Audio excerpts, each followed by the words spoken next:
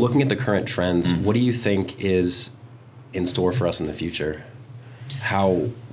What's next? What's coming for us as students? Well, first of all, most students have, I think in Pennsylvania, the average about 70% of students have debt that hovers around, and these are very much averages, but right. A little more than $30,000, about $32,000.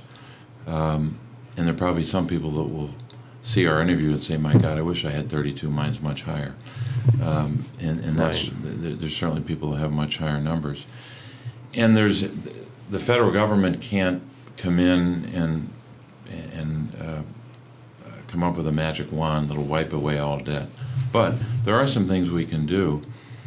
For example, in the Senate, we've had 2 votes now, neither of which was successful, but we have to keep pushing this rock up the hill to keep pushing the issue and keep voting on it. Absolutely. But it's legislation that Senator Elizabeth Warren and others have worked on, which is to say, why don't we allow students the opportunity to refinance their loans at a rate of about 3.68%. The impact of that for the average Pennsylvania student would be about $4,000 over the life of that loan. Now, people might say, well, if it's 32 minus 4, that's not much.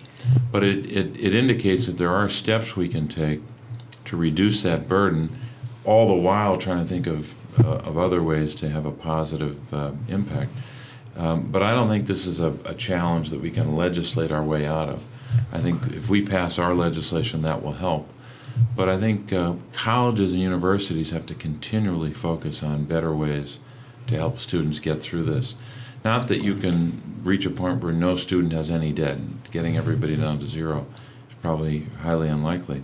But any reduction, any diminution in that number can be very helpful, because it becomes a burden when you leave school. You go to a great school like Penn State, you get a great education, you're in the job market, you're employed, but yet every month you've got to come up with a dollar amount which impacts the way you live your life, and frankly will impact your ability to contribute to the economy. I mean, the estimate on this bill in terms of the reduction of the deficit, something along the lines of $14 billion of deficit reduction.